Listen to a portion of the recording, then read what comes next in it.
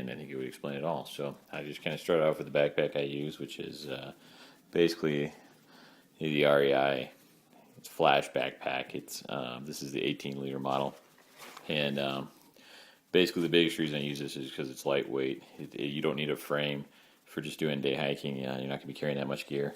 And then it's got some neat little deals integrated into it, like a whistle, so you don't have to carry a whistle. And then, which is an incredibly important piece of safety equipment. And then it's just got this big top opening. And then on the back, you've got this little daisy chain, so if you need to, you can, lace a piece of equipment. One of the things they don't have on the bed here, which is good to carry, is just like a piece of cord. That way, if you get like caught in a rainstorm or something like that, and your rain jacket gets wet, you can just kind of strap it to the outside and let it dry off. Next thing is, almost always, even in the summertime, carry a pair of wool gloves with me. I got these at Cabela's. Our Bass Pro sells a version 2. They're kind of hard to find at like backpacking type stores because they're wool, and they tend to try to sell you synthetic stuff. So what's nice about these though is that they're very warm, and so if you were to have to spend the night or something like that, they're great for your hands. But the other thing that's really nice about it too is wool is really fire resistant. So you can work around a fire if you needed to. So like if you were in a survival situation and you were working around the fire, you wouldn't have like synthetic gloves close to the flames, which synthetics are very flammable and create a safety hazard. We got 2 of these on here, but depending on where I'm going, if I'm in an area that I know is going to have a lot of bear I carry this with me all the time. I run into a lot of dogs out there, probably dogs more than anything. 99 times out of 100, the dogs are nice, but I have run across a couple that were, definitely not friendly. I've never had to shoot a dog with this kind of stuff, but this is bear spray. It's good for obviously deterring any type of animal attack. So yeah, I always carry that. I always wear a cap, and then I'll talk about the clothes I wear too. But I always wear a cap. This is just a running cap. The reason I use it is because it's super lightweight. It's kind of got a sweatband built into the center into it, and then it's just comfortable for wearing all day long. Sunglasses, kind of self-explanatory. I always carry an emergency blanket. Like I said, I don't ever leave my car for more than 30 minutes without being prepared to spend the night. You just never know. You twist an ankle, run across somebody else who's hurt. You just never know when you might have to spend the night or might have to give up some gear to save somebody. So anyways, I always carry a emergency blanket. And I found this one to be the best. I mean, you can buy this at REI. It's like 3 ounces, and it's the Heat Sheet Emergency Bivy, and it's very compact, which is really nice too. So it doesn't take up a lot of room in your pack. This is the headlamp I would recommend. It's basically got a watch battery and it's LED, and it's got like a 10-year life on the battery, and then thousands of hours of light if you need it. So it's very compact, very very light. I always carry a PLB with me. So this is a personal locator beacon. This one's the Spot. This allows me to let my wife know a couple different things, that I'm okay, that I need help, or like I can hit the 911 button, and that gets me GPS. This goes through the satellite system, so whether I'm in cell range or not, this will work. And it's just a great device to have with you, especially if you're going to be hiking alone.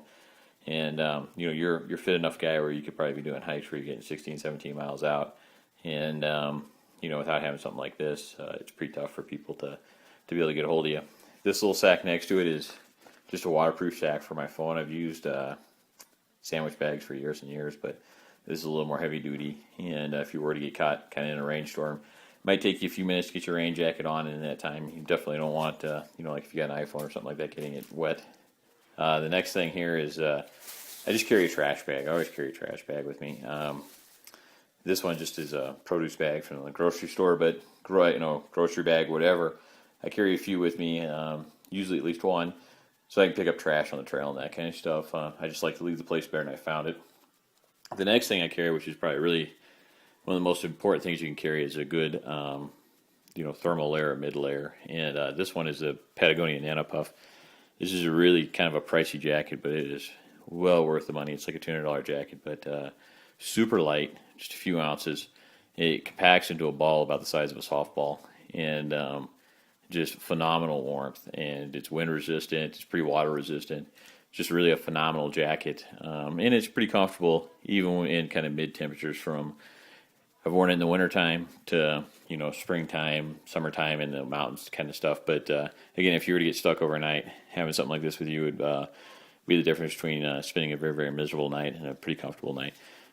If for some reason I was in the desert or somewhere where I knew it wasn't going to get that cold, I might go with something like this, which is just a nice synthetic vest. And so this is really lightweight. But if I was going to buy one, I'd definitely buy the Nano Puff. And 9 times out of 10, that's what's in my backpack, and it's what's in my family's backpacks when we're day hiking. The next thing, which is probably one of the most important things you can carry on a day hike, really, out of all this gear, if you were to say, what are the 2 things you have to have, this would be, one of them. I think the next one would be the medical kit. But a good rain jacket. It's phenomenal what a good rain jacket will do for you. It's more than just keeping you dry. It's wind resistant. It's also a thermal barrier. If times got really rough, it's amazing that how warm a rain jackets have gotten into a couple of sticky situations. And I was awful glad that I had a good rain jacket with me. So you want a good one. You can buy cheap ones. You want one that's breathable, that's lightweight, it's compact. But you also want one that has like the pit zips. So you see that zip goes right down the pits. So that allows for ventilation.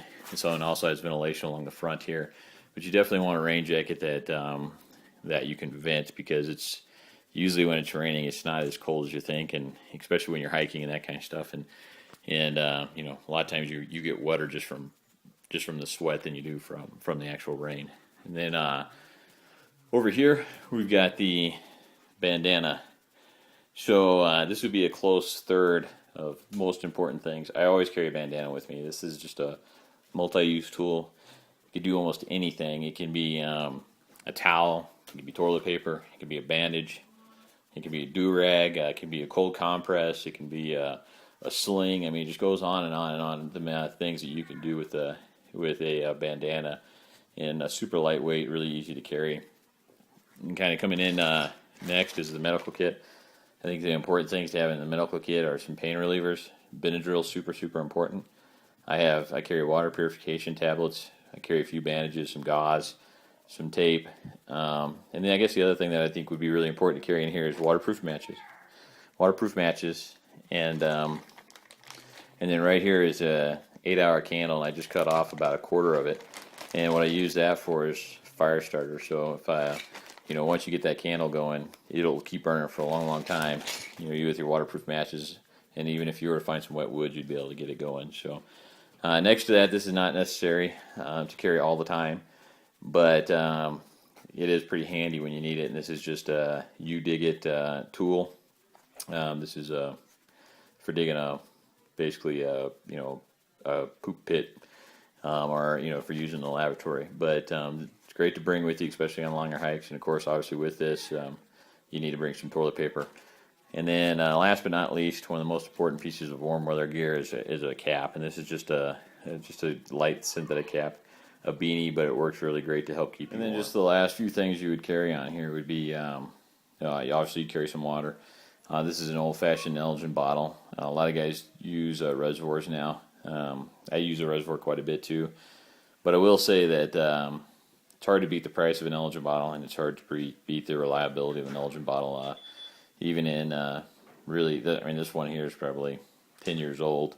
The new ones are BPA free, so they don't have basically the agents in it that were kind of toxic in the past. So very safe to use, very, very reliable. And whatever the 20 plus years of hiking I've been doing, more than that, almost 30 years now. Hiking I've only had one Elgin bottle fail on me. So anyways, I think that speaks to it. Whether you bring 1 or 2 liters, that depends on you. Typically on a day hike, if I know I can refill my water, I'll bring a liter and then just purify my water. So, but that's, like I said, it's kind of a personal choice. And then the last thing would be some snacks, which you just stick in a sandwich bag and shove in there. But I think I forgot here was I always do carry a knife with me. I don't think you got to have a huge Daniel Boone knife. This one's just a little bucket knife. It's very, very light, and